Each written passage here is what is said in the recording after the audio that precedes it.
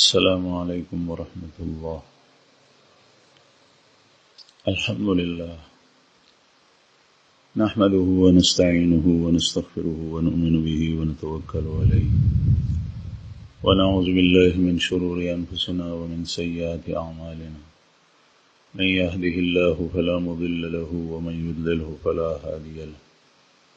ونشهد أن لا إله إلا الله وحده لا شريك له ونشهد أن سيدنا ومولانا محمدا عبده ورسوله. أما بعد فأعوذ بالله من الشيطان الرجيم. بسم الله الرحمن الرحيم. وإذا قيل لهم آمنوا كما آمن الناس قالوا أنؤمن كما آمن السفهاء ألا إنهم هم السفهاء ولكن لا يعلمون. صدق الله العظيم وصدق رسوله النبي الكريم ونحن على ذلك من الشاهدين والشاكرين والحمد لله رب العالمين. درود شریف.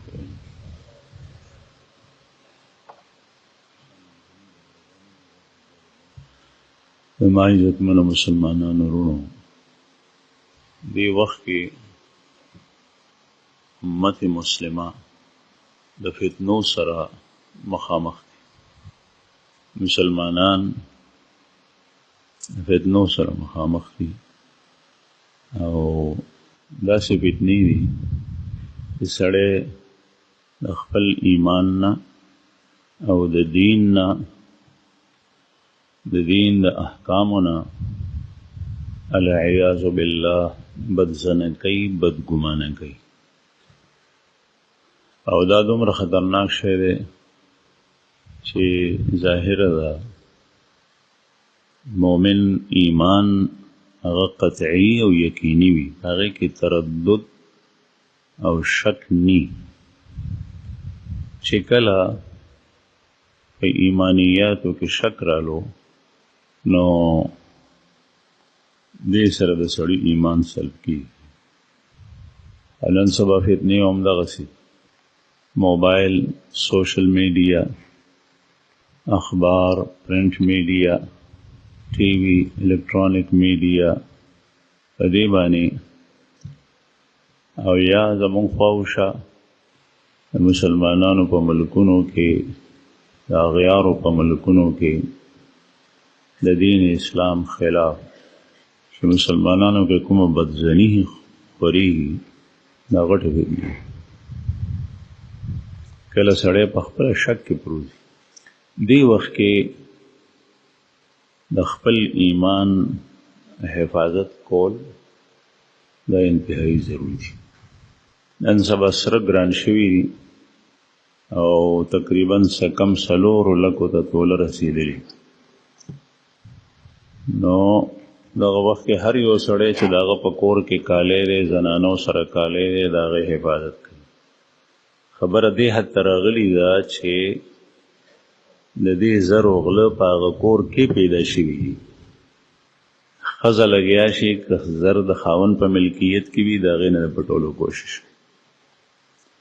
زوی لګیا شي د مور او پلار نه د هغې زرو د پټولو کوشش کوي. دغسې یو لګیا شي د بل نه د پټولو کوشش کوي. د هغې حفاظت بیا هر یو سړی کوي. هغه سره ډېر غم وي او چې چرته د غلا وشي ډېر سخت پریشانه وي، ځکه چې قیمت یې ډېر زیات دی. لیکن زما عزتمندو د ایمان سرمایه دې پسې یو دولت، یو سرمایه دا نه رسي. کوم سړی چې سرمایه بې ځایه استعمالوي هغه ته مونږ کمقل وایو. په عربی کې هغه ته سفیه ویلی کېږي. سفیه کمقل بیوقوف، چې سرمایه بې ځایه استعمالوي. لکه د ماشوم عقل نی او د هغه عمر دی 15 کاله، هغه ته چا 15,000 روپۍ ورکړي، د هغه مازغه، د هغه عقل هغه ته همدغه وایي چې په دې باندې ځان ته چېرته بسکټ والا یا بټافیانې والا یا په 1 کیلونه والا چې لوبې ورسره کوي. بیا د هر یو ماشوم خپل خپل ذوق څوک خېټور غونې وي د هغه بسکټ او ټافیانې خوښې وي، نو هغه دې ته نه ګوري چې دا نوټ د 500 روپو دی، دا ډېرې پیسې دي. دا 500 روپۍ دا سرمایه دې ته تیار وي چې ما ته په دې باندې د بسکټو ډبې دکاندار راکړي او دکاندار دا واخلي. ماشوم دی، ماشومانو کې عقل نی. نو قرآن کریم کې د داسې وړو په باره کې الله جل جلاله فرمایي ولا تؤتوا السفهاء اموالکم ولا تؤتوا السفهاء اموالکم. کمقلتا خپل مالونه مو ورکوئ، دومره غټې پیسې هغه ته ورکې. یو پلار مثلا په زوی باندې مین دی، هغوی بچی چې څه دی خوښه یې هغه وایي، بیا چې کوم دی نو دا پیسې ورکړي دی، دا پیسې بې ځایه لاړې داسې یي لکه سیند کې چې وغورځول، ځکه چې کم عقل دی. الله جل شانه فرمایي چې څو پورې په ده کې عقل نی راغلی تر هغې پورې د ده دا برخه سرمایه هم هغه ته ما واله کړو. پکار دا چې یو ماشوم یتیم پاتې شو، د هغه پلار مالداره مړ شو، د هغه پلار وصیت وکړي چې دا زما ماشوم یتیم دی، د دې چې کومه برخه په میراث کې زما نه رسي، د هغه یو مشر رور ته یا خپل رور ته چې د بچي تره کېږي یا د تره زوی دی، هغه وصي وګرځئ، هغه ته وایي چې د دې مال د ده خیال ساته، دا ځان سره کو تر هغې مو ورکو تر څو پورې چې دی عاقل شوی نه دی، بالغ نه دی، بلوغ ته نه دی رسېدلی او عقل یې نه راغلی، تر هغې پورې ده ته مو ورکو. قرآن کریم کې الله جل شانه فرمایي. زما عزتمندو چې کله ته سفیه وي نو بیا هر هغه دولت چې هغه انسان بې ځایه لړی، دا سړی سفیه دی. او مال ستا هغه ستا د ایمان ستا د دین په مقابله کې ډېره کمزوري سرمایه ده. ستا په مال باندې د دنیا ستا یو ضرورت پوره کیږي، جوړې جامې پیزار خوراک سکاک د کور ضرورت لوښې کودې هغه پې کیږي. او چې کله سړی مړ شي دا مال د ځان سره په قبر کې کېښو یا ترنه پاتې شو، نو بیا په قبر کې په دې هېڅ نه کېږي، او په آخرت کې په میدان د حشر کې په دې مال هېڅ نه کېږي. دا داسې سرمایه، ایمان داسې سرمایه ده چې هغه په هر ځای کې چلیږي، په دنیا کې هم په هر ځای کې چلیږي ایمان. ځکه چې ته په پاکستان کې نو الله جل شانه دلته هم تاویني، هغه سمیع و بصیر ذات دی. د ایمان د سوري د لاندې ستا عمل او کردار الله جل جلاله ویني، ستا خبرې اترې الله اوري، او چې ته په امریکا او په یورپ کې نو بیا هم اوري. که ته د دنیا په شمالي کونه کې، که په جنوبي کونه کې، که په شرق کې، که په غرب کې، الله جل شانه ته پته. بیا د دې دنیا نه انسان لاړ شي قبر ته، برزخ ته، هلته هم د ایمان دا سرمایه، د نیک عمل سرمایه دا انسان سره ځي. بیا حشر ته لاړ شي، د قبرونو نه خلک پاسي، بیا د سره د ایمان دا سرمایه او د نیک عمل سرمایه دا دولت د سره یي، د هر ځای کې به کار راځي. او قرآن کریم کې الله جل شانه فرمایي هغه الله چې د ځمکې د اسمانونو د کائناتو د قیامت د ورځې مالک دی، هغه فرمایي من عمل صالحا من ذکر او انثى وهو مؤمن فلنحيينه حياة طيبة ولنجزينهم اجرهم باحسن ما كانوا يعملون. چې چا نیک عمل وکړو، دا نر دی که ښځه ده، او چې دی مؤمن وي، نو دنیا کې هم د هغې ښه اثر، ښه نتیجه دا به دی محسوسوي، او په آخرت کې به هم دغه نیک عمل د ده سره ځي. یو حدیث مبارک کې د انسان چې کومو څیزونو سره تعلق دی درې څیزونه ذکر شوي دي غټ غټ. یو د هغه مال دی، یو د هغه عزیزان او رشتہ داران دي، او یو د ده عمل دی. دا دوه تعلقدار دا په دنیا کې پاتې شي. مال چې څنګه د کور نه ووتو نو چې په بینک کې نو هلته پاتې شو، او چې کور کې او په المارۍ کې په تجورۍ کې هلته پاتې شو، او خپل خپلوان قبر پورې لاړل، او چې کله تدفین د مړي وشي که دا ډېر په ده باندې دی مین وي نو قبر جوړېدو نه پس نه دا خلک واپس شي، لږ ساعت دپاره ایساري بیا واپس راشي، بیا همیشه دی یوازې. دریم شی چې د ده سره تعلق هغه د ده ایمان دی، یا ایمان راوړی او یا یې نو راوړی، یا یې اعمال ښه کړي او یا بد، هغه به د سره قبر کې، هغه به د سره په میدان د حشر کې، هغه به د الله جل شانه په وړاندې چې ودرېږي هغه وخت به هم د سره قبر کې نیک عمل حفاظت کوي. دا قرآن پاک دا په قبر کې حفاظت کوي. دا به د صاحب قرآن د طرف نه جنګي مز دا به په قبر کې حفاظت کوي، روزه به په قبر کې حفاظت کوي، صدقه به په قبر کې حفاظت کوي، او دی به مختلف عذابونه به د ده نه منع کوي. دا قرآن کریم به الله جل شانه نه ته د مړي دپاره سفارش کوي، ځکه چې دا د الله کلام دی، د الله خبرې دي. چې کوم یو کس په دنیا کې د قرآن سره تعلق مضبوط ساتلی و هغه به د دې فایده په دنیا کې محسوسوي، حیات طیبه پاکیزه ژوند به الله نصیب کړي، د ده زړه به پرسکون وي، پریشانه به نه. الا بذکر الله تطمئن القلوب، دی به دا محسوسوي چې ما ته الله جل شانه په دنیا کې سره کړي دی بل چا ته نه دي ورکړي، او بیا د دې حقیقي فایده هغه په قبر کې، په حشر کې، په آخرت کې به دی وي. الله جل شانه دې زمونږ د قرآن کریم سره مضبوط تعلق په دنیا کې نصیب کړي، ایمان سره، اعمال صالحه سره. نو عرض مې دا کول زما عزتمندو چې نن سبا فتنې داسې دي چې هغه د نیک عمل، د الله د حکمونو، د شعائر الله، د ایمان، د قرآن کریم، د موس په باره کې تا بدګمانه کوي، بدزنه کوي دي. د دې نه ځان ساتل پکار دي. هر یو سړی په د رسول الله صلی الله علیه وسلم حلیه چې اختیار کې په هغې اعتراض دی، هغې پورې خندا ده، هغې سره ټټوبې او ټوکې دي. یہ داڑھی والے ہماری ترقی کی راہ میں رکاوٹ بن گئے ہیں، مدرسہ یہ مدرسے والے ہمارے ترقی کی راہ میں رکاوٹ بن گئے ہیں، یہ مسجد سے تعلق رکھنے والے ہماری ترقی کی راہ میں رکاوٹ بن گئے ہیں.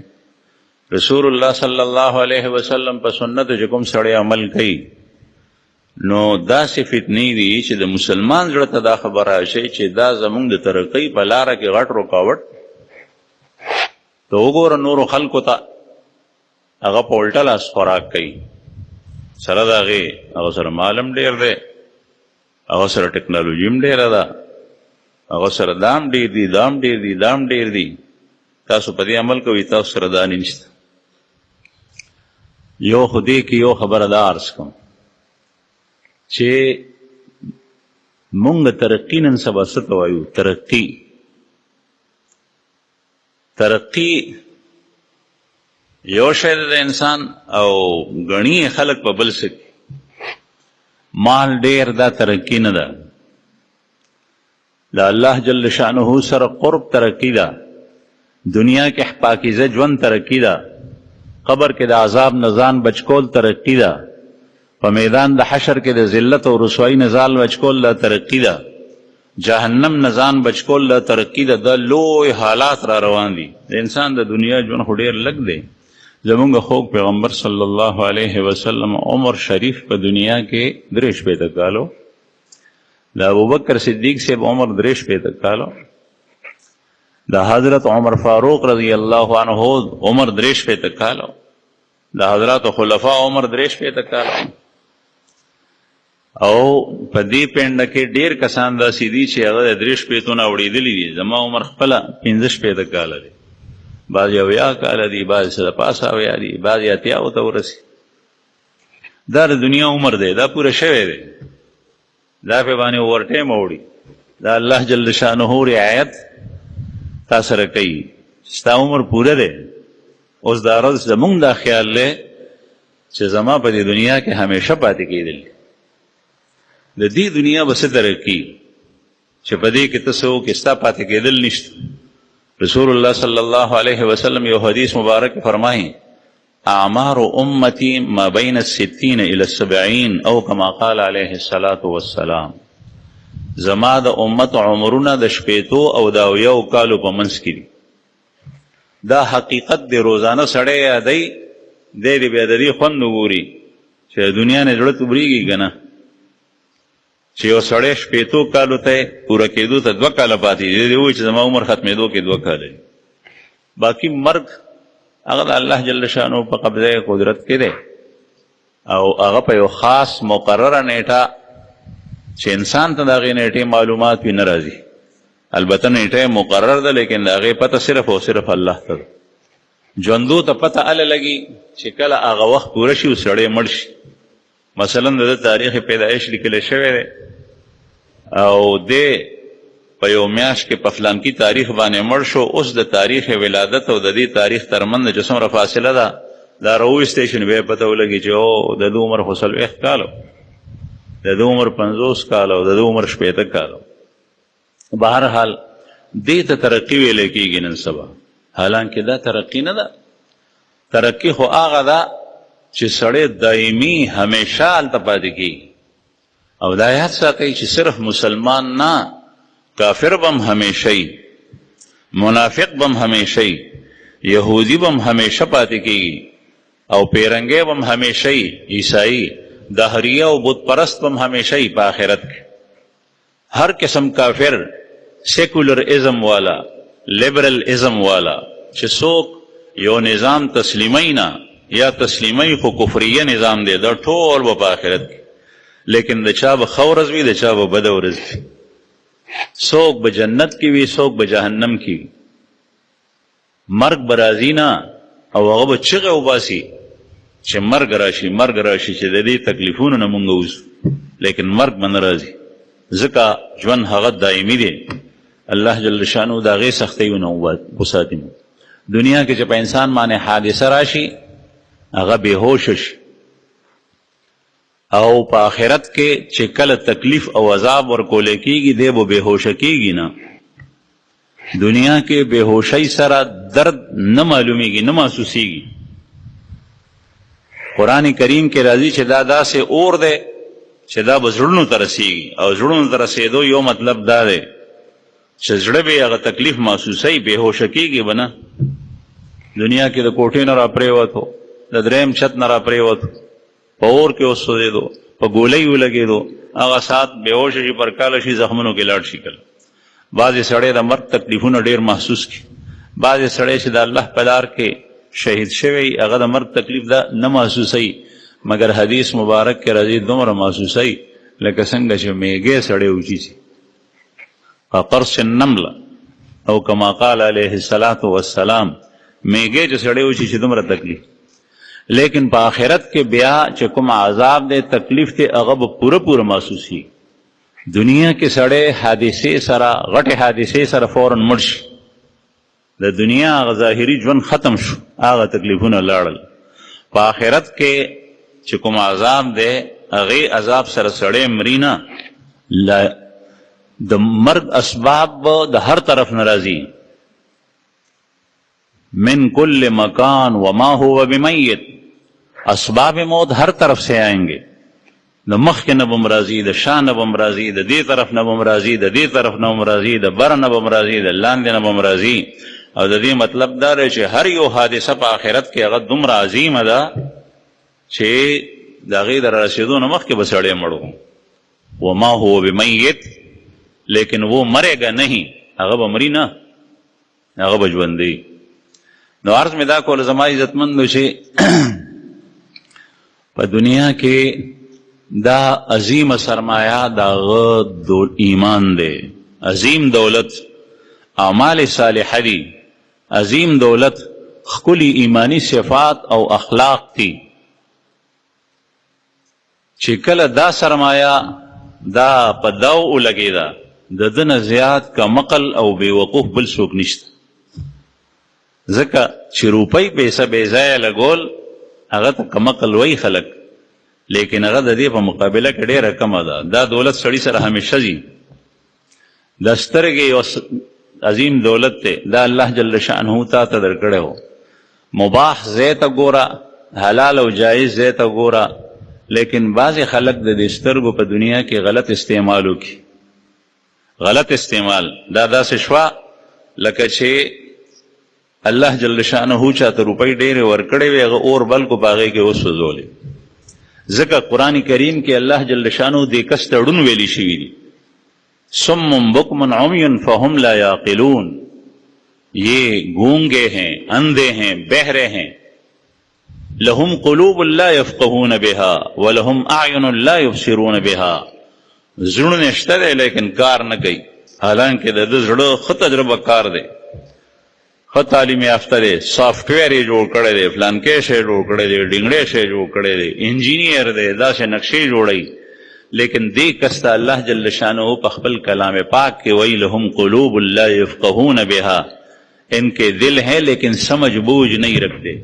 د هغې وجه دا ده چې د هغه سرمایه بېځایه استعمال کړه، بېځایه استعمال کړه. دا هغه ډېره قیمتي کولی شو، دا زړه یې ډېر قیمتي کولی شو، دا سترګې غوږونه او لاس پې ډېر قیمتي کولی شول، دا یې بېځایه استعمال. نو عرض مې دا کولو چې په دنیا کې د دې نظام ساتل پکار دي چې سړی سفیه جوړ نشي، کمقل.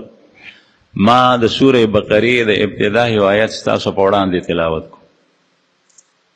قرآن کریم کې الله جل شانه د منافقینو په شان کې فرمایي وَإِذَا قِيلَ لَهُمْ آمِنُوا، چې کله دوی ته وویلی شي چې مؤمنان شي، هغوی په ظاهر باندې جومات ته راتلل، مونځونه یې کول، جهاد کې به هم کله کله شرکت کولو، خو هغه د خپل ځان د یرې نه، د مال د یرې نه، او د ځان او د مال د لالچ دپاره یې کول، د الله دپاره نه.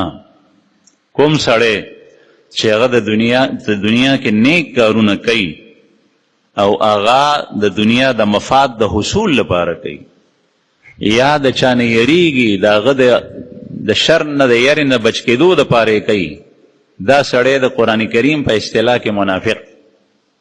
که مونږ ته پته لګي و که نه لګي، الله جل شانه دې مونږ وساتي د نفاق نه.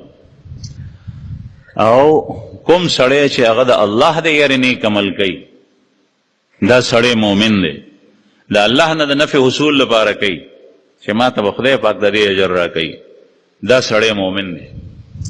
نو منافقینو به دا کول، لیکن سره د دې چې دوی ته به وویل شو آمنو کما آمن الناس، تاسو خو چې دا ایمان کوئ نو داسې ایمان نه، داسې ایمان راړئ لکه چې دې خلکو ایمان راوړی دی. الناس کې الف لام عهد خارجي دی، علما او طلبا پې پوهېږي، معهود دی، یعنی هغه ټولګي ته راجع دی چې هغه په خارج کې موجود و، هغه څوک صحابه کرام، داسې ایمان راوړئ لکه څنګه چې صحابه وروړی. الناس خاص خلق، یو خاص ټولګی د رسول الله صلی الله علیه وسلم همنشین، د رسول الله صلی الله علیه وسلم صحبت یافته، د رسول الله صلی الله علیه وسلم ملګری صحابه کرام، داسې ایمان راوړي. نو دې منافقینو په جواب کې وی، دا به خفیه وی پټ، قالوا انؤمن کما آمن السفهاء، دی وی چې موږ داسې ایمان راوړو لکه څنګه چې دې کمقل راوړی دی. صحابو ته وی کمقل وی، سفهاء سفیه، ځکه چې د هغوی په نظر کې هغه ترقي وه چې کوم نن سبا د بعضې مسلمانانو په نظر کې ترقي ده. او هغه څه شی ده؟ ډېر سرمایه جمع کول، د دنیا ډېر مفادات ترلاسه کول، حلال وي که حرام، په رښتیا وي که په دروغ وي، په صحیح معاملې سره وي که دوکو دړاکو سره وي. هغوی وي چې هوښیار خو دا دی چې سرمایه ډېره پیدا کوي، کاروبار ډېر وسیع وي، تجارت ډېر وسیع وي، د میاشتې د ګټه ډېره زیاته وي، او دا صحابه کرام څوک دي؟ دی خو شته سرمایه د دنیا لاړک. رسول الله صلی الله علیه وسلم سره هجرت وکړو، هغه کو خپل قوم نه لاړل، حالانکه همدغه قوم ورته وی چې دا سرمایه ستاسو ده، تاسو زمونږ خلک یې، خو دا دین پرېږدئ، د محمد صلی الله علیه وسلم سره ملګرتیا پرېږدئ. دی وی چې نه، مونږ هغه نه پرېږدو. نو خاوند به ایمان راوړی او ښځه به کافره وه، ښځه به ترې پاتې شوه. مور او پلار به ایمان راوړی او اولاد به کافر او اولاد به ترې پاتې شول. زوی به ایمان راوړی او پلار به کافر و، زوی به د کوره وویستو، کله کله به بربند کو، لغړ کو، وی به چې دا کپړې ستا په بدن باندې زما دي، ما نه ته راوړي دي، زه وځه بربند. هغه به لاړو. منافقینو دی ته وی چې یو سړی هغه د خپلو کپړو د ایستو سبب جوړ شو، د جیداد نه ووتو، د مال نه ووتو، د علاقې نه ووتو، نو د دونه به زیات کمقل بل څوک وي. دغه سوچ نن سبا د مسلمانانو دی، او د دې وجه دا ده چې د دنیا محبت دومره په زړونو باندې غالب شوی دی چې دین، ایمان کې ترقی دا هغه رستو ګرځولې شوي ده. بل تؤثرون الحیات الدنیا والآخرة خیر وابقا. دې ته ترقی معکوس وی، الټی ترقی. کوم چې زوال له هغې ته نن مسلمان ترقی وي، او کومه چې ترقی ده هغې ته مسلمان زوال وی. هغه یو د ماشومانو یو حکایت مشهور دی. یو کسو لال بوجک کړ، په هغه کلي کې یو سړی د کجوري ونې ته ښه دی، دنګه ونه وه، ونې ته وختو خو بیا راکوزېدی نه شو. کجوري په ونه کې څانګني پورته بانډه شو. بیا خلکو ته چغې والې چې زه خو نشم راکوزېدی، زما خپل لاس راکړي او زه راغورځېږم که زه راکوز نه کړم، څه چل وکړئ.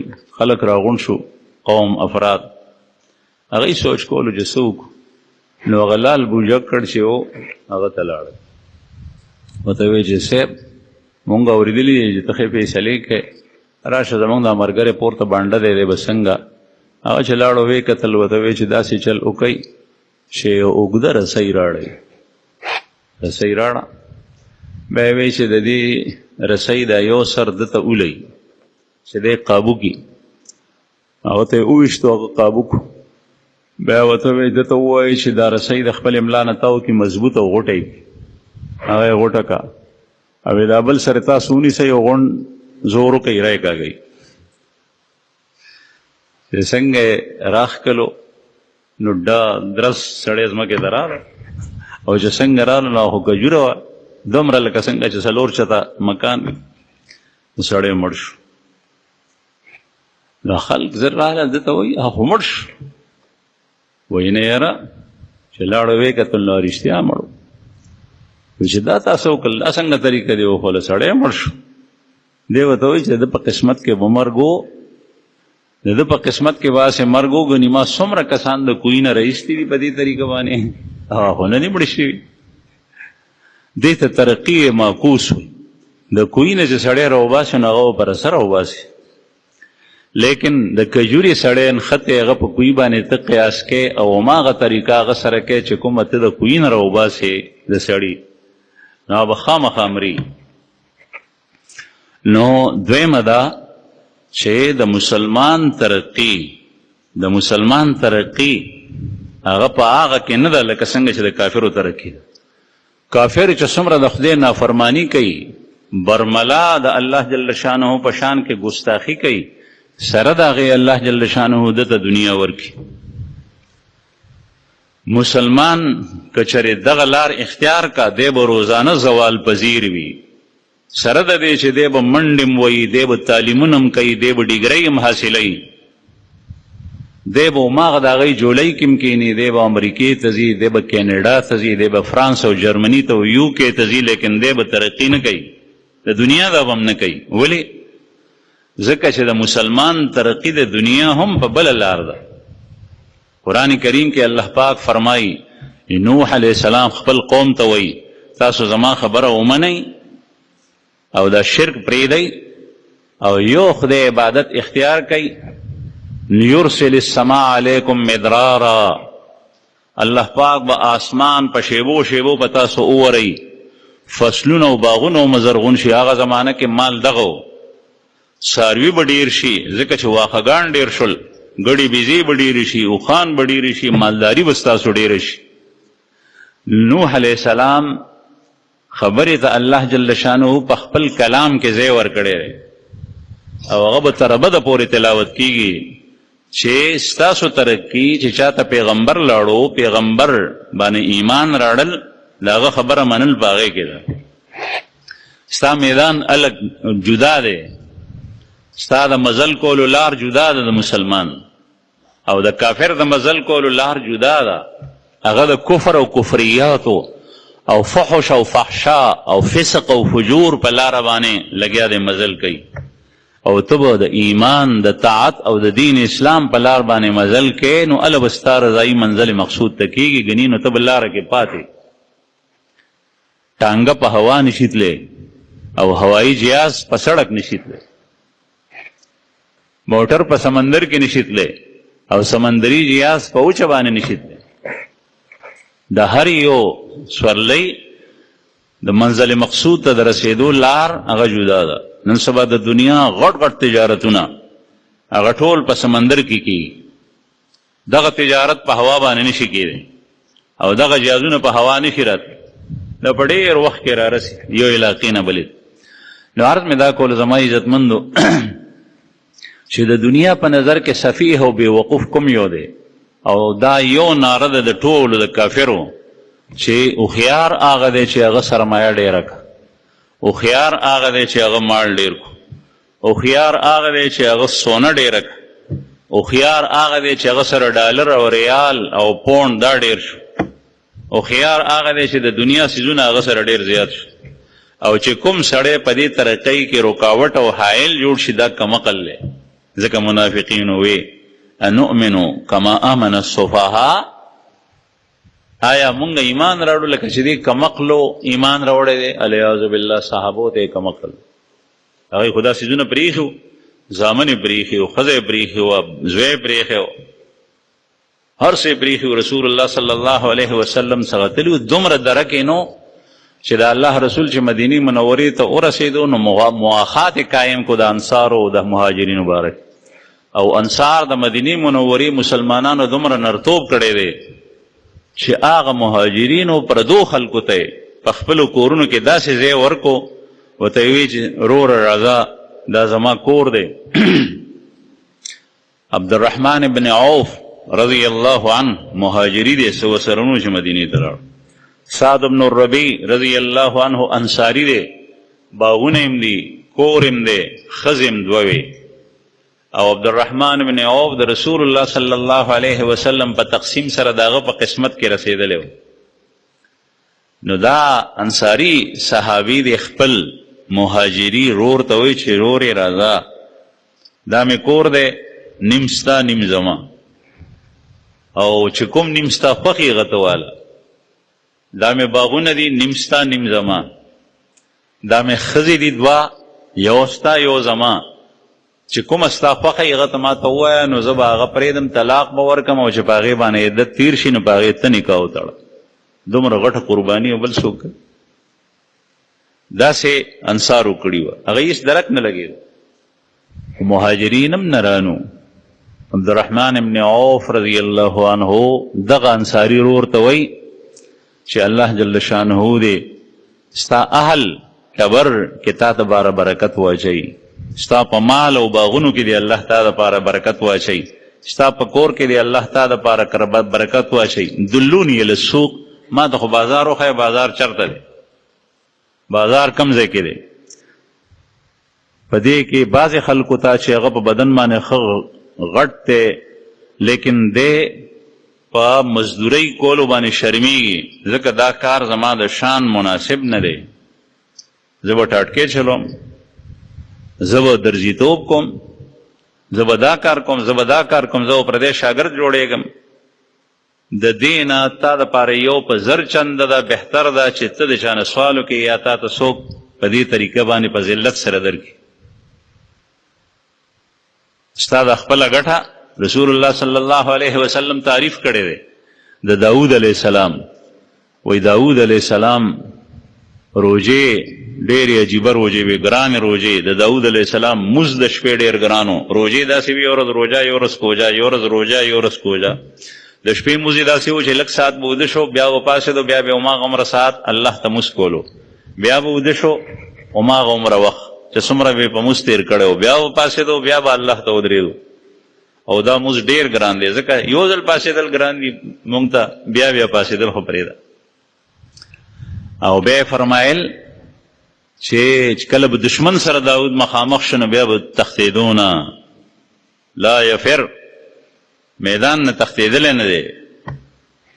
او دا یې فرمایلی دي چې داود به د خپل کسب، د خپل لاس ګټه هغه به یې خوړه، د خپل لاس ګټه یې خوړه. او بادشاه د سرو سپینو سره یې لوبې کولې په حکومت کې. د هغه زوی سلیمان علیه السلام جنات به هغه ته د سین نه سره راایستل. نن سبا خلک لګیا دي، خلک په شاولو باندې د سین نه سره راوباسي، ټوله رس تېرېږي چې د 2 ګرامه سره پیدا کړي یا 1 ګرام، هغه هم غټه خوشحالي. داود سلیمان علیه السلام به جنات غوپې والې، قیمتي څیزونه، ملغلرې، لؤلؤ، مرجان، زر، دا به یې ورته د سین نه راایستل، تر دې پورې چې بعضې ځایونو کې به دیوالونه او آبادۍ هغه د زرو. لیکن سره د دې حضراتو د سلیمان علیه السلام پلار داود علیه السلام به د خپل لاس او ګټه هغه به یې خوړه. څه به یې کول؟ زغرې به یې جوړولې، او بیا به چې زغره جوړه که، بیا به یې هغه خرڅوله، په هغې باندې به مزدوري واخېسته، هغې به یې خپله خېټه او د بچو خېټه پالله. نبی کریم صلی الله علیه وسلم یې تعریف کړی. دی په دې باندې شرمیږي چې نه زه خو به داسې کار ګورم چې هغه زما د شان مطابق وي. حضرت علی کرم الله وجهه څومره عظیم شخصیت دی، د رسول الله صلی الله علیه وسلم زوم دی، د رسول الله صلی الله علیه وسلم د تره زوی دی، د رسول الله صلی الله علیه وسلم په کور کې خصمانه شوي تربیت شوی دی، او د رسول الله صلی الله علیه وسلم باندې ایمان راوړونکو کې اولینی کسانو کې هغه چې سنو د خوراک بهر ووت، سخت جمع کمیس نو د کمیس په ځای باندې سرمن کور کې پرته وه، او سرمن به داسې نه وه لکه کارخانه کې چې نن سبا پسته سرمن جوړېږي، هغه به په کور کې به اوچکه دباغت به وکړو، هغه سرمن کې منځ کې سورې وکړو. نن سبا خو مونږ بازار ته لاړ شو، قیمتي پوستین او یا جاکټ د سرمنې هغه والو، هر یو سړی الحمدلله مسلمانانو ته الله پاک ورکړي دي پیسې، د مخکې په شان ژوند نه دی تر څو. حضرت علی کرم الله وجهه د ساړه نه د بچ کېدو دپاره سرمن وکته، په هغې کې منځ کې سورې وکړو، دومره چې سر پکې ننوځي، سر یې پکې ننایستو، هغه نیمه ټوکړه یې مخې ته ځوړنده کړه، نیمه یې شاته، او په پړي باندې وتړله چې سینه مې ورسره ګرمي. بهر ووت، په کور کې د خوراک سنو، یو یهودي باغ کې اوبه لګولې، بوقې به یې رایستې، بوټو ته یې اچولې. د په دیوال وکتل نو یهودي ورته وایي اے اعرابي، سپک لفظ استعمال کول، ځکه چې هغه یهودي و او هغه سره مال او مال ته غاویر و. ورته وایي چې مزدوري کې هل لک تمرة فی دلو، یو بوقه راوباسه، یو کجوره در کوم مزدوري کې، یو بوقه او یوه کجوره دانه ښه. دی ورته وایي چې یو وی راوړه. باغ ته لاړو، دیوالونه و، باغ کې به دروازه وه، مدینه منورې واقعه ده. بوقې رایستې، هغه نه به یې نغده مزدوري اخیسته، چې بوقه به یې راویسته، کجوره راکړه، کجوره یې ترې واخیسته، بیا یې به بوقه راویسته، بیا به یې کجوره واخیسته، بیا به چې داسې موټې ډک کو، یو څو بوقې راویسته نو بوقه یې ورته پرېښوې، بس دی زما کار وشو. حضرت علی کرم الله وجهه کافر به تېرېدل، د کافرو پهلوانان، د یهودو پهلوانان به تېرېدل، په دې باندې هغه نه شرمېږي. دا د مسلمان خو دغه وخت تېرول. عرض مې دا کولو زما عزتمندو چې یو ځل حضرت ابو هریره رضی الله عنه فرمایي، بخاری شریف کې حدیث ته، مسلم شریف کې دې تفصیلی کان، مسلم شریف کی الفاظ دی، کان ابو هریره رضی اللہ عنہ یتعوذ من امارت الصبیان والصفحاء. ابو هريره به اکثر د الله پناه غوستا د ماشومانو د حکومت نه او د کمقلو د حکومت نه، د ماشومانو د حکومت نه، د کمقلو د حکومت نه. حکمران حکومت نن سبا خلق هغه غني چې د خلکو د سړکونو، د بجلیو، د ګیس، د فقیرانو، د غریبانو خیال ساتي. د هر یو سړی حکومت اعلان کې هغه دی چې اول د هغې د آخرت او د دین او د ایمان خیال ساتي، بیا د دې څیزونو خیال ساتي. د دې دویم نمبر دی ثانوي. اول د هغې د ایمان خیال ساتي، اول د هغې د جماعت، اول د هغې د مدرسې، اول د هغې د دین د رسولو د تعلیم چې دین ورته ورسېږي د هغې خیال ساتي، اول د ایمان خیال ساتي، اول د اخلاقی تربیت خیال ساتي، دا ادارې قائموي، اول د جماعتونو د مدرسو خیال ساتي، پس د هغې نه بیا د دین خیال ساتي. او ما تاسو ته ووایي چې حضرت داود علیه السلام به د لاسو کسب کولو، د ټوله سرمایه په خلکو باندې دغه کوله. پیغمبر هم و، خلیفه هم و، بادشاه هم و، حاکم هم و، حکمران هم و. ابو هریره رضی الله عنه دا دعا وست چې یا الله ته مې د ماشومانو د حکومت نه وساتي او د کمقلو د حکومت نه مې وساتي. یو ځل د چا تپوس وکړو، بخاري شریف کې حدیث دی، په هغې کې دي چې ما ته خدای پاک 2 بورۍ علم را کړی. هغه یو بورۍ خو زه تقسیموم په خلکو، دا د دین علم، احادیث، احکام. ابو هریره رضی الله عنه نه اوس هم د احادیثو په ذخیره کې 5374 احادیث مروي دي، 5340. دومره تعداد د بل یو صحابي نه دی، د چا نه 200، د چا نه 1000، د چا نه 1.5 لیکن دا تعداد د چا نه دی. او دا 200، 300، 100، 50، 10 بعضې صحابو نه اړو حدیث روایت شوی نه دی، او اتباع د هغه هم خلکو کړي، دومره تعداد یې نه خور دی. نو دی وایي چې یو بوجۍ علم خو ما په خلکو کې تقسیم کو، بله بوجۍ علم ما سره داسې دی چې هغه زه تقسیم کم او ښکاره کم، نو زما به د مرۍ دلته نه پرېکړی شي. او مسلم شریف کې حدیث دی، هغه داسې و چې په هغې کې بعضې حالات و چې د را روان وخت کې به دا ادا کېږي، داسې کسان به در باندې حکمرانان شي، داسې او په تاسو حکومتونه کوي. نو پناه بې غوسته کان یتعوذ من امارة الصبیان والسفهاء، د ماشومانو د حکومت نه، حکمرانۍ نه او د کمقلو د حکمرانۍ نه به پناه غوسته.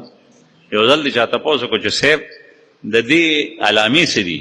خول خو هغه نه چې دا څوک وي، د دې نښې به څه.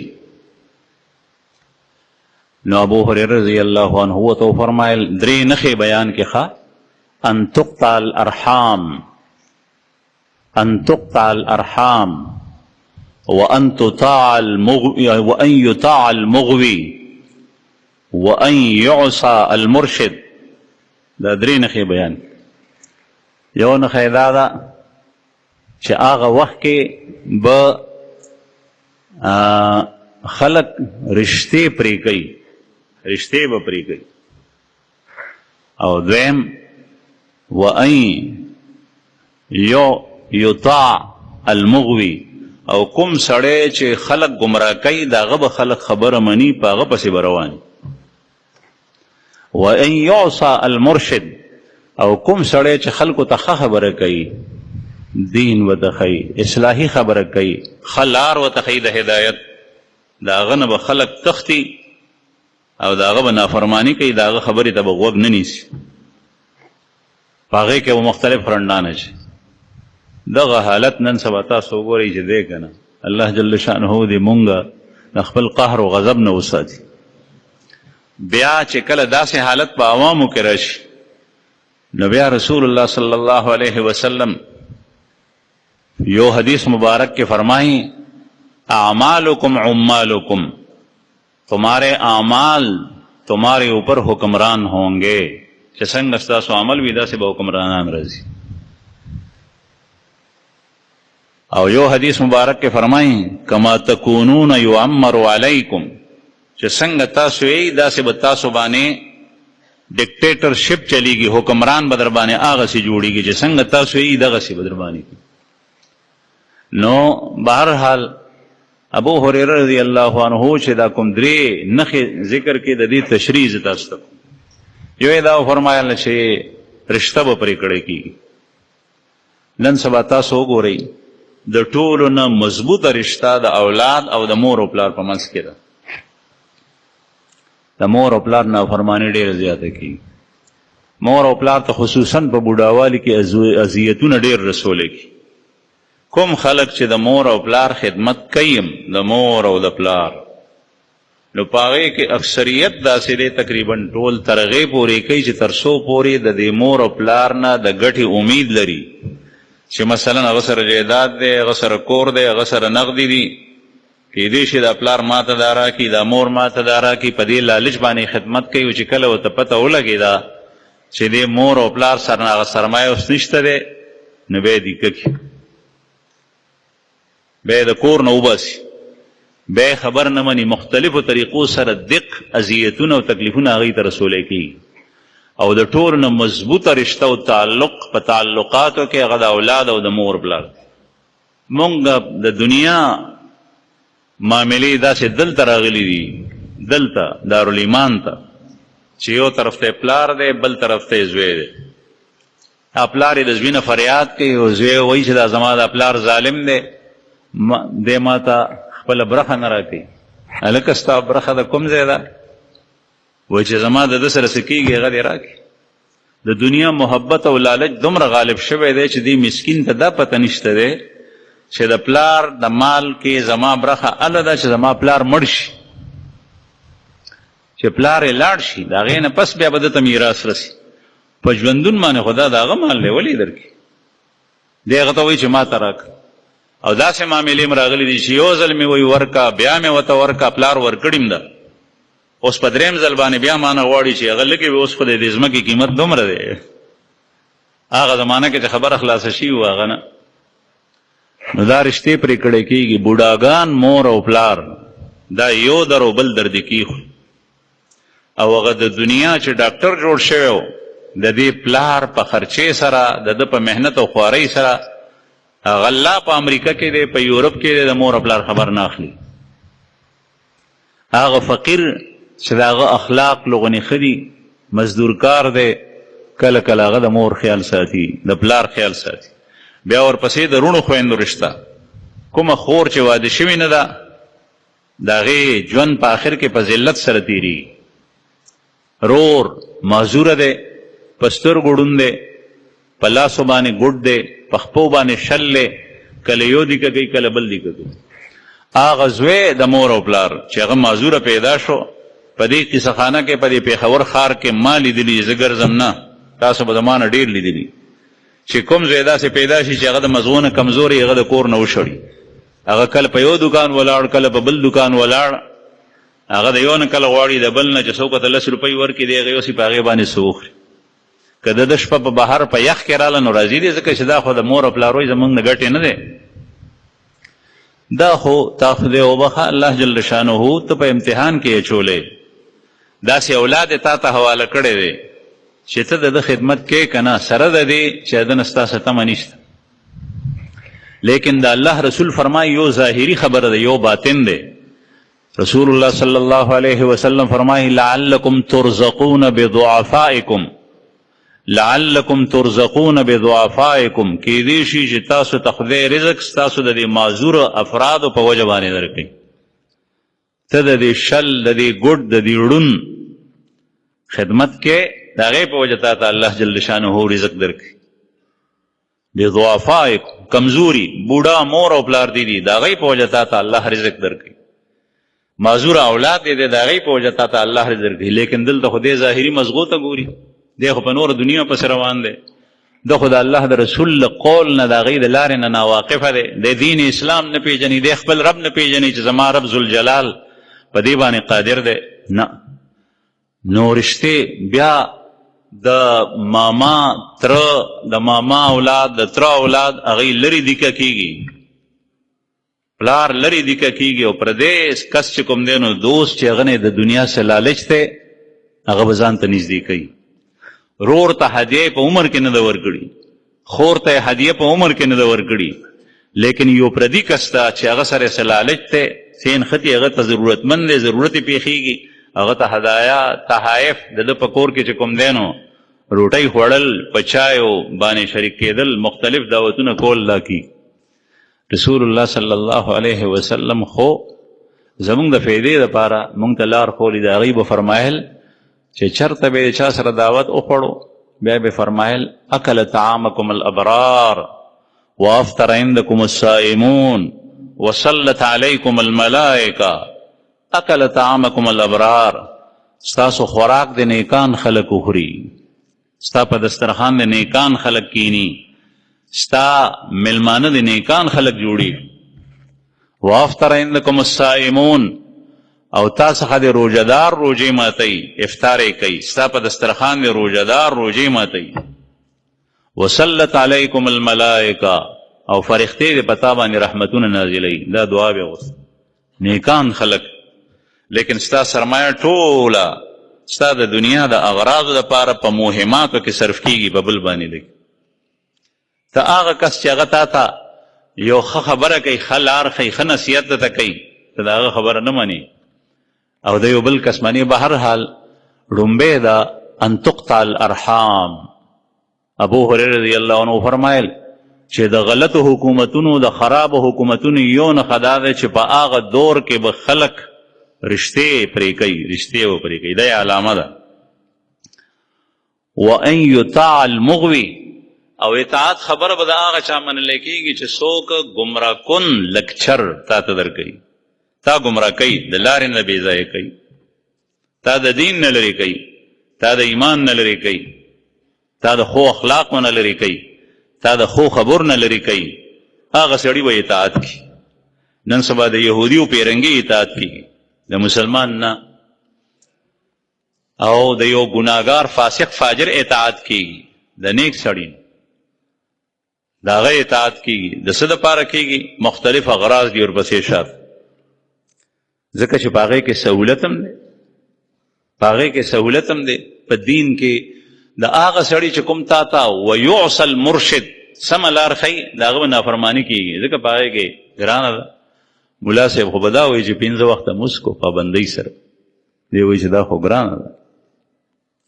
نو بعضې داسې کسان هم شته بیا چې د دنیا لباس کې خدا خبره څوک نشي کولی، دینی لباس کې راشي، جوبه به یې اچولي لویه، پټکی به شاندار په سر کړی، ګدۍ به شاته وي، تکیا به وهلي، دی به وایي پیسې ما ته راړئ، زه به دغسې جنت ته بوځم،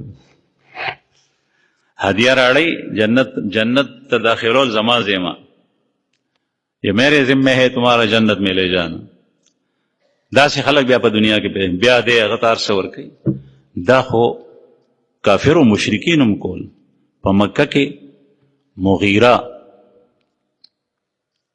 دا ولید ابن مغیره غټ کافر و، د رسول الله صلی الله علیه وسلم د مبارک خولې نه یو ځل قرآن پاک واورېد، چې څنګه یې واورېد نو اثر یې پرې وکړو، نو یره شوه ورسره چې ما سره الله پاک حساب کتاب په ورځ د قیامتو کې دا خو ګناهونه ما ډېر کړي. قریب و چې ایمان یې راوړی، خو د ابو جهل په لمسون سره او د هغه په لکچر سره هغې نه واوړېد. بیا ورته چاته وایي چې ما سره اوس د ګناهونو غم دی چې د دې به څه کېږي. یو کس ورته راغی، هغه ورته وایي ما ته پیسې راکو، دا ګناهونه به دې زه وجټوم. نو ده ورته وایي ښه، نو ستاسو ما ته ووایي چې دومره هوښیار سړی د مکې سردار، لیکن چې کله په انسان کې د دنیا محبت او لالچ راشي د هغه بیا ذهن کار نه کوي. الله دې مونږ وساتي. دا هدایت د الله جل شانه تقسیم دی. کوشش کوئ د هدایت لپاره، د الله نه غواړئ. دا مونږ چې مونځ کوو روزانه په 5 وخته مونځونو کې د الله نه د هدایت سوال کوو. اهدنا الصراط المستقیم، اهدنا الصراط المستقیم. د الله رسول به روزانه 5 وخته مونځونه کول، نوافل به کول، په هغې کې په فرضو کې به د الله نه هدایت غوښتو. هر وخت یې غواړئ چې ته په هدایت نه پورا بیم غواړه، چې ته په هدایت یې بیم غواړه چې الله نصیب. دا لوی عظیم نعمت دی. نو دی کافر ورته وی چې هغه ورته دومره پیسې روزانه راکو نو ستا ګناهونه به په ورځ د قیامت ستا پیټې زه اوچتوم. لکه دنیا کې چې چاته ووایي چې دا پڼ واخله دومره مزدوري واخله.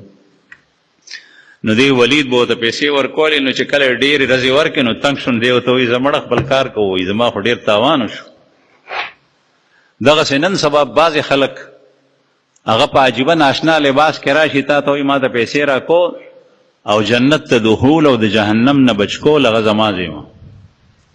بعضې وایي چې دا تا ته ملا صاحب وایي چې دا کوه دا کوه دا کوه، دا ګرانې خبرې دي، او زه جماعت نہ پتا بانے مجھ کو پا حرم شریف کے میں تمہیں حرم لے جا کر تم سے نماز پڑھواتا ہوں. حرم شریف تیرے بوزا مالتا مجھ او بے تصرفات پیو کی نو حرم شریف تا وی لاڑم مالتا کہ مجھ کو مجھے نہیں کرے.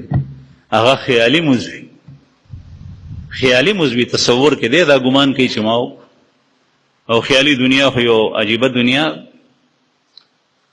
حالانکہ رسول اللہ صلی اللہ علیہ وسلم پا زمانہ کے دا آیات ساتھی دا اولیاء و کرامت حق تے، لیکن دا مداری دے، دا دوکہ دا کرتبون دی چی خلق سرکی، دا جدا شے دے، دا کرامت نہ دے.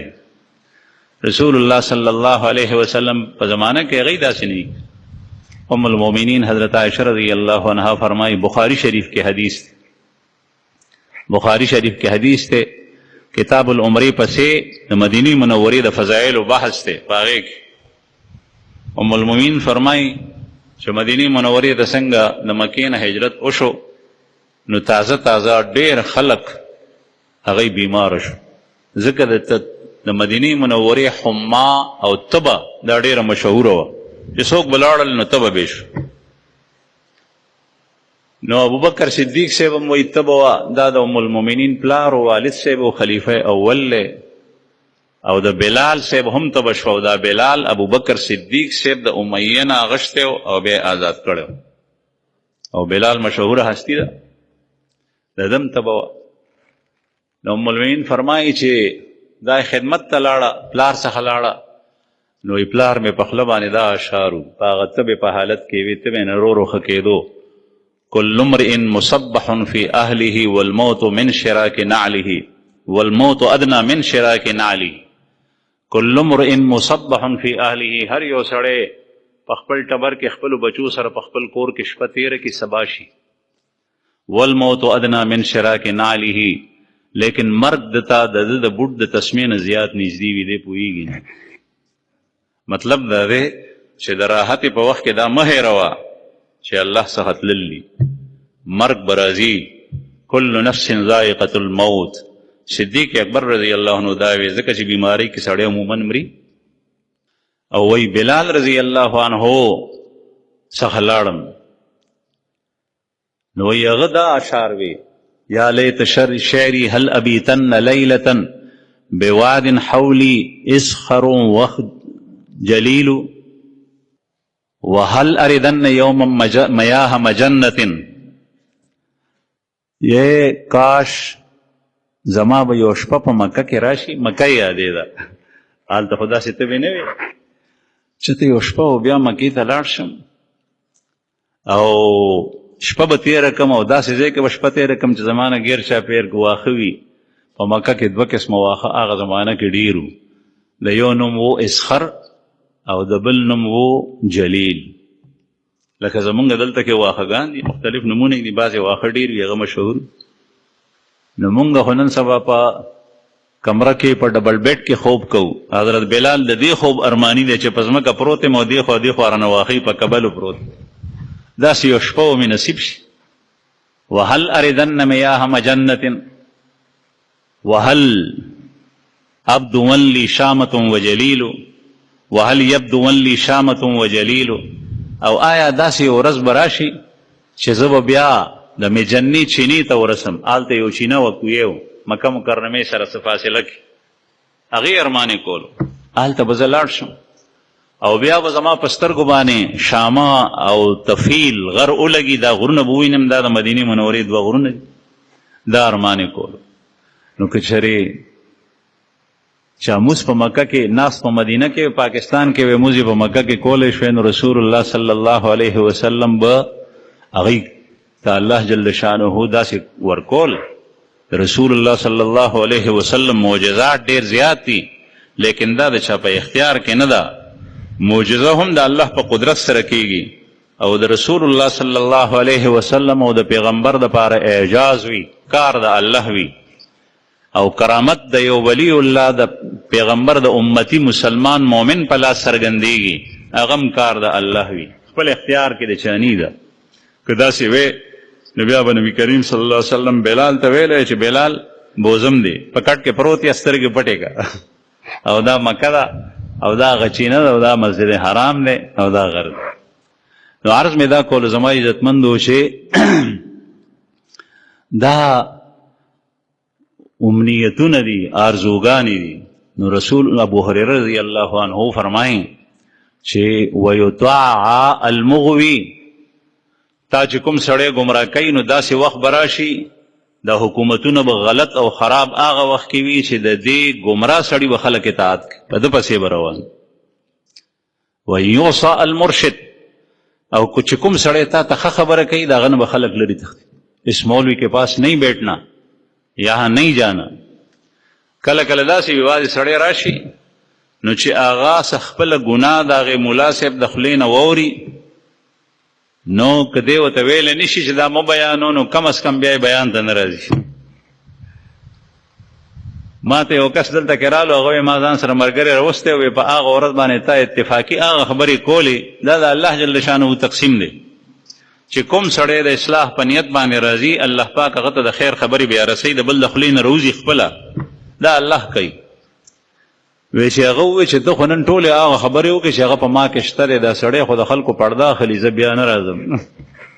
بیا رانلو نو ده ته هغه مرشد د هغه به نافرماني کېږي، هغه یې خوښ نی چې دا ورته ووایي چې یهودیان نن د غزې په مسلمانانو باندې ظلم کوي، مړه یې کړل، شهیدان یې کړل، ماشومانو باندې بمونه وروي، اوبو ته ماشومان ولاړي. دا د هغه جهاز نه ښکاري په کیمره کې، نن سبا څه پټ نه دي چې دا واړه ماشومان دي، اوبه اخلي، اوبه هغې سره نشته څښلو دپاره بېهوشه شي.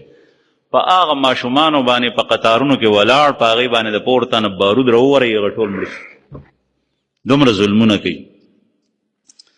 هغه خبره ورته بیانې چې د هغې بایکاټ وکړه د هغې د مصنوعاتو، نه دې خبرې نه تښتي. ولې په دې کې زما ګټه ده.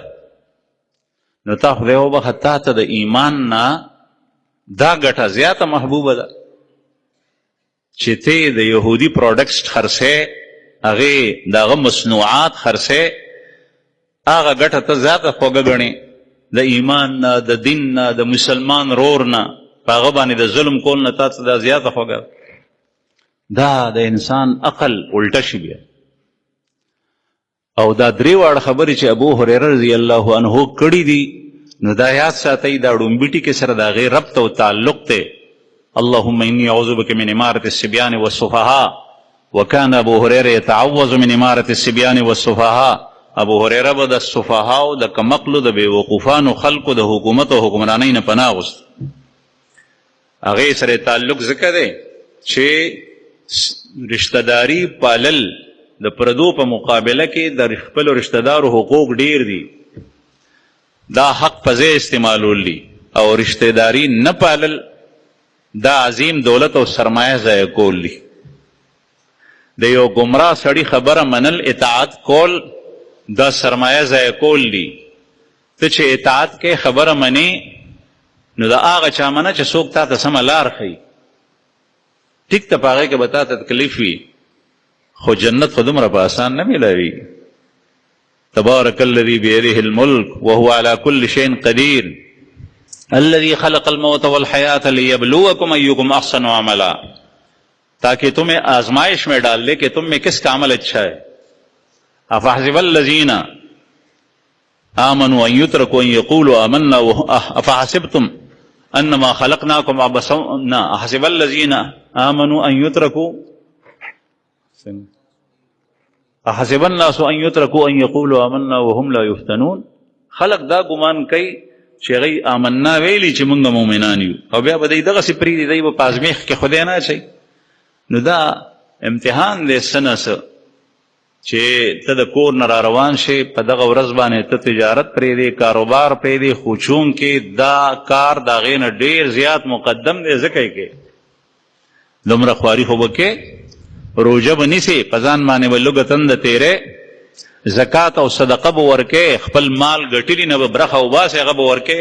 دا به نه وی چې دا ماته د پلار نیکه نه پاتې شوی دی، چې دا سوچ دې جوړ شو نو د قارون غونې به په ځمکه روانې، او چې دا سوچ دې جوړ شو نو بني اسرائیلو کې 3 کسانو، یو ابرسو، یو اقراو، یو اعماو. بخاری شریف کې دا حدیث هم دی، نور کتابونو کې هم شته.